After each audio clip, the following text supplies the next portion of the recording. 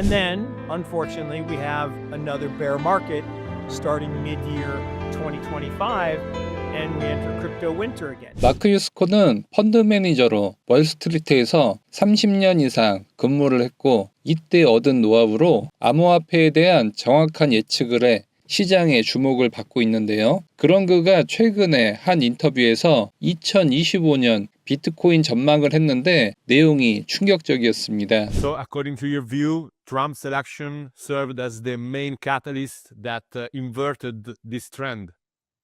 Well, no, it was an accelerator. I think it was more the tail as opposed to the dog. I think the dog is the fact that there's new money coming into this market, right? Some of the other, global large owners continued to buy, and the ETFs just relentless buying. But if no one's willing to sell, then the bid has to keep coming up to encourage people to part with their Bitcoin. And I think that's what we're seeing now. Now I would like to talk about your outlook for 2025.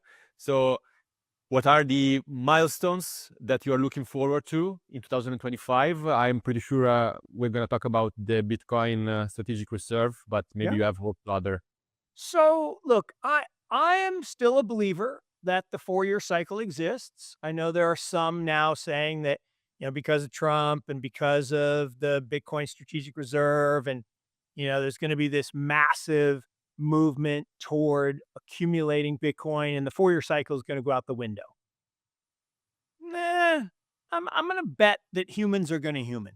So my expectation for this year was that fair value, which post-halving was going to be in the, 80,000-ish range, somewhere like that, would continue to accrete all the way to somewhere around 100K by where we are today. So to me, fair value is right around that 6-digit level. I figured we would blow through that 6-digit number, and then humans would human. The humans would come in and they'd start to lever up, and we'd see a parabolic move probably to 120, maybe even 150. This time in 25, it'll be April-ish, and that would kind of make sense a year after the halving. So at that point, we'd hit that ebullient level. Then the question is, do we get the passage of the strategic Bitcoin reserve? Do we get, Tom Lee was on CNBC talking about this, saying that, the exchanges don't have enough Bitcoin on their platforms and people are going to be scrambling for it. Certainly possible. Could that push us well past that 150K range? It's certainly possible. If you think about a bell curve distribution, to me, the most likely is we get to fair value. We go to, call it 50% premium above fair value. So that's in that 150 range. And then, unfortunately, we have another bear market starting mid-year 2025, and we enter crypto winter again. Now, those who think that crypto winter is never going to come again, I'm pretty skeptical of that, personally. I mean, history is, it's interesting. I ask people this all the time. Look at parabolic charts. Show me one. And all I want to see is one. No one's ever been able to show me one.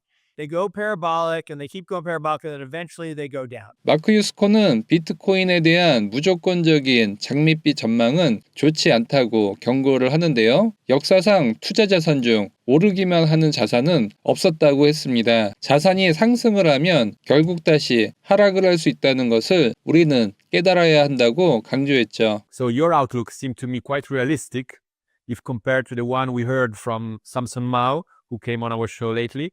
He was saying that he expects Bitcoin to reach $1 million next year. What can you say about that prediction? I think Samson's a great thinker on this. And but let's just do some math, right? Now, the challenge I have with that is a $20 trillion market cap. So we just hit 2 trillion, or we're just under 2 trillion. A 10x from here means $20 trillion. Well, $20 trillion, what has to happen for this asset to be worth 20 trillion. So people have said it's digital gold, right?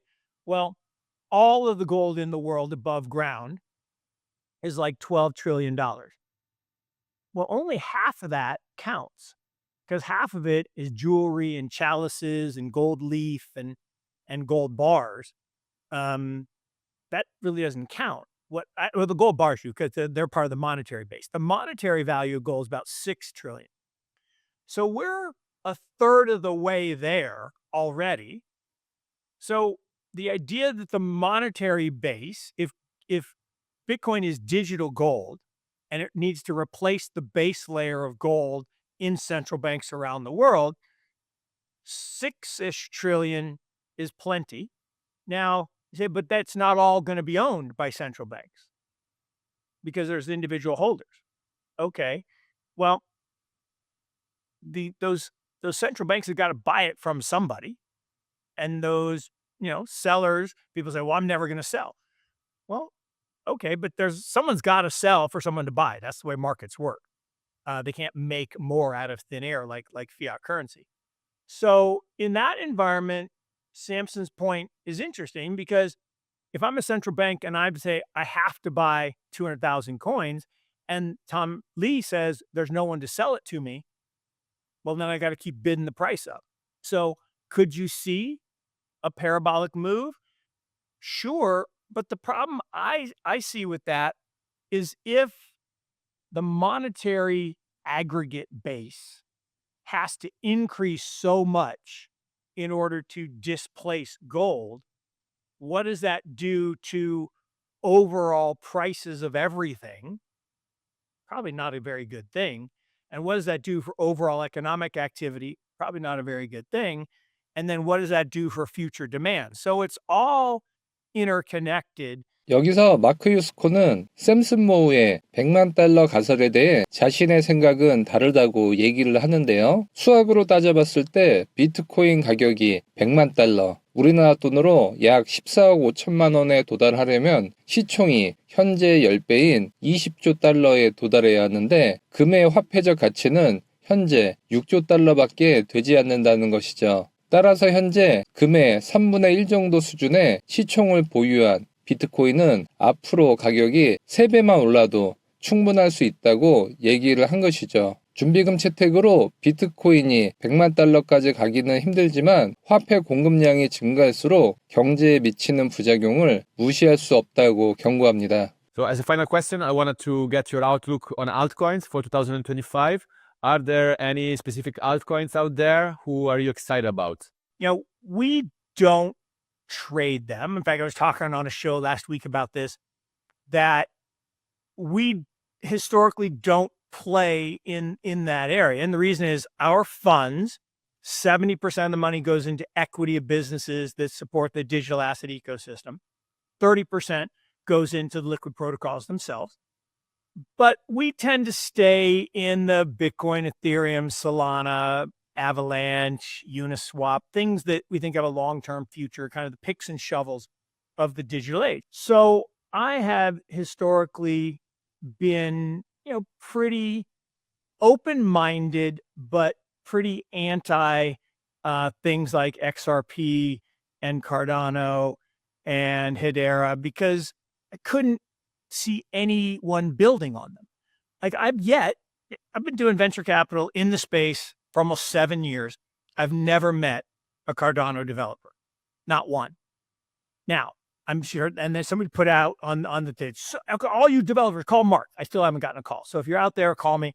I struggle with Ethereum a little bit because someone asked me the question. I thought it was a good question. He said, if Ethereum didn't exist and was invented today, would anybody use it? It's a very interesting question, right? It's more expensive and slower than the competitors. So if it didn't have this giant installed base because it was first, would people use it? I think the answer is no. It doesn't mean that everyone's going to bail on Ethereum. That's not my point, but it was an interesting perspective. So that explains why Solana and Avalanche and other things have done well. 지금까지 마크 유스코의 전망대로 무조건적인 장밋빛 흐름이 아닌 시장의 적절한 견제를 받고 있는 점과 긍정적 비축 자산의 채택 상황을 미루어 마크 유스코의 15만 달러에 도달은 시간 문제라고 볼 수 있을 것 같습니다. 하지만 이는 장기적인 흐름에 대한 전망이고 단기적인 관점은 비트봄 텔레그램방에서 공유를 하도록 하겠습니다. 텔레그램방 입장 신청은 영상 하단 더보기 링크를 통해 가능합니다. 영상이 도움되셨다면 좋아요와 구독하기 부탁드립니다. 영상 시청해 주셔서 감사합니다.